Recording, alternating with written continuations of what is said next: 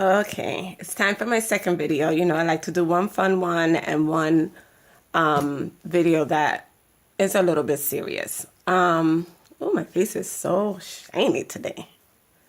I have a shiny face. That's okay. But anyway, my second video today is about something that I've been doing as a single mom, and I think that it could help a lot of single moms out there.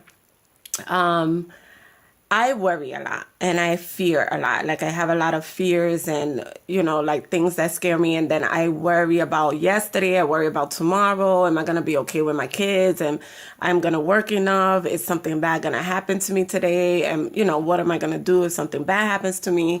Is the baby father, if my ex-husband, is he going to come and do something bad? Like there's a lot of things that worry me. And I noticed that single moms worry a lot about a lot of things. A lot of things I think come from the fact that we went through a lot with the father of our children, whether it be your ex-husband or if it's like your boyfriend or the father of your children, or maybe the father of your children has died.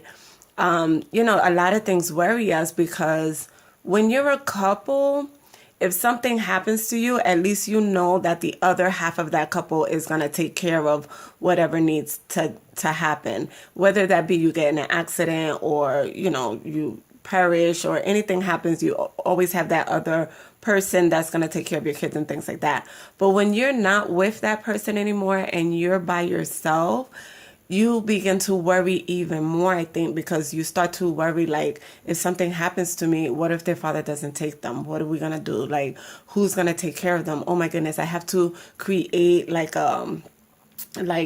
something for them so that they can continue when I'm gone. Am I going to get in an accident today? Am I going to be okay coming home? Like, there's so many things that really, really worry us as single moms. And I think that there's a way to combat that. And I'm learning now that there's a way to combat that because I have a lot of fears that make me worry about a lot of things, that can happen to me. But lately, the last couple of weeks, I've been doing this thing that has helped me so much. So I want to share it with you guys because I think that if we all as single moms do this, it will cut down on our stress. It will cut down on our worry. It'll cut down on some of our fears. And it will also help us to move faster and move more focus into the future. The way that this came about for me was I found out that someone who is like my second mom, love her dearly, just found out that she has cancer and she has it all over. She, she's fighting it and, we're very hopeful and very positive that she's going to be okay. But that's a very strong life situation. And then a couple of days later, I found out that one of my best friends got in a car accident. She turned over her car. She was unconscious for a little bit. She got out of the car and two cars almost ran over her while she was laying on the ground.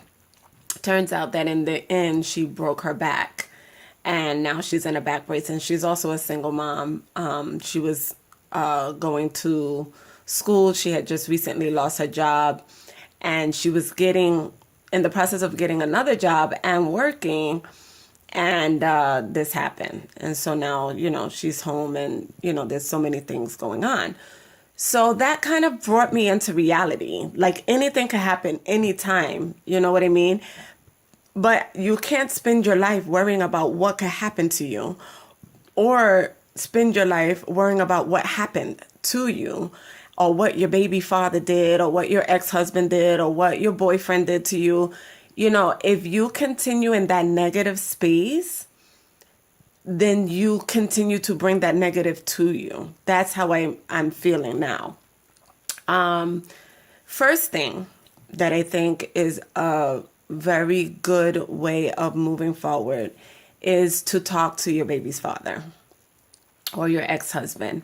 If he is deceased, obviously you can't do that, but you can talk to a family member of his, a mother, a sister, and just say your concerns, say your worries, tell them what's going on. You know, you can't do this with every guy, because not every guy is going to take this in. Sometimes it also takes time because, like I said, I've been single for 6 years now. So when I did finally sit down and talk to my ex-husband, it was 6 years later.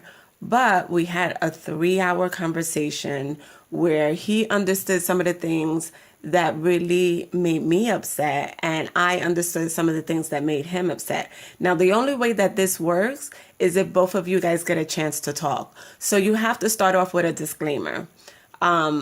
When I started off the conversation, I said, I don't want to argue with you. I'm not here to tell you what you did wrong or what is pissing me off about you. I just want to have a conversation, and I want you to hear me. So I'm going to give 10 minutes for me to talk. You can time it. I want you to really listen to what I'm saying. And then afterwards, I'm going to listen to what you're saying. And we're going to understand each other. And in that conversation, I was able to say, this is what bothered me. This is what really bothered me, and this is why. And this is why I'm always thinking that you have a plan to do something bad, or, this is why, I don't trust you.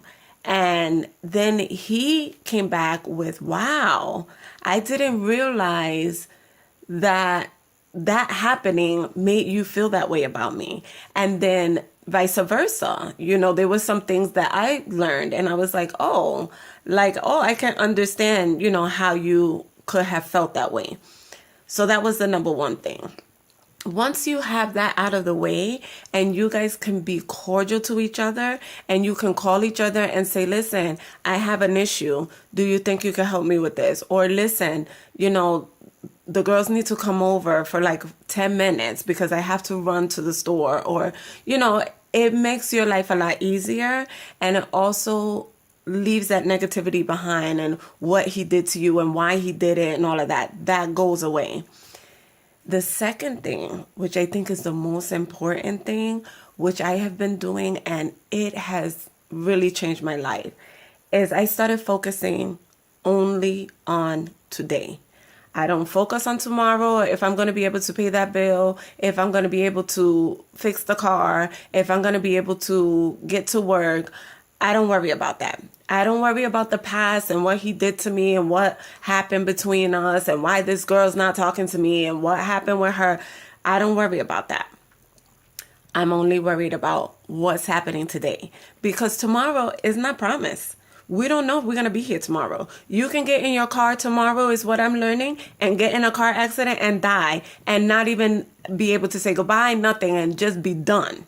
Or you could wake up tomorrow and find out that you have stage 4 cancer and you're going to die in a week. You know what I'm saying? Or you could wake up and find out that you have anemia, and this particular anemia kills people, and you have like 45 minutes. You don't know. So why worry about a bill for tomorrow? Because tomorrow, if you in a car dying, you're not going to be sitting there saying, oh my God, who's going to pay that bill? Nobody cares about the bill. You know what I'm saying? So focus only on today. And let me tell you, it's going to be hard in the beginning, but it's so stress relieving. What I do is I wake up in the morning, and I don't write it down, because I feel like when you write it down, you start to stress yourself out. You say in your mind, these are the things I want to get done. Like for today, I have psychology homework. I want to get that done, and I want to do the 2 tests for today, because then I don't have to worry about that class until next week. I also want to get to the school a little bit earlier today so I can get 2 or 3 of my homeworks done so I can turn them in early for my class. I also wanted to make these 2 videos today that I'm doing. And there's something else that I want to get done. The homeworks. Oh, and I want to get my 2 daughters, get their hair done today. And I want to do some color in my hair. Now, I might not get to all these goals, But if I get to at least one of them and one of them is completely done, then I reward myself at the end of the day with a TV program that I like, a cup of ice cream, a drive, for like an hour, or I sit down and I draw without anybody bothering me. And let me tell you, this helps you to not worry. If you have a bill today that has to be paid, then you say, by the end of the day, I have to pay that bill. Period. If the bill is paid, great. If it's not, we're going to worry about that tomorrow. And I'm not going to make the goals for tomorrow until tomorrow. Try doing this, because I almost can guarantee you that the stress that you're having, all the things that you're worrying about, all the things that are bothering you are going to melt away, because you're going to be so focused on just getting through the day that you're not going to have time to worry about what the baby's father did to you 3 years ago. You're not going to have time to worry about why this girl is not talking to you. You're not going to have time to wonder why, you didn't get a chance to run around and do some crazy thing. You're just going to be focused on, I have to get these 4 goals done, and make it simple. Don't make them so horrendous that you can't accomplish them. Make them simple and get them done. And then at the end of the day, reward yourself. Whether you did 1 goal or you did all 4, you make sure that you have a reward for yourself, whether it be just sitting down reading a book, or, showing your grades to somebody, or having dinner out by yourself. Whatever it is, reward yourself and say, I did it. Okay? So you try it, and you guys give me comments and let me know how you liked it, okay? And please comment, like, and share. Thank you so much for supporting me. Bye!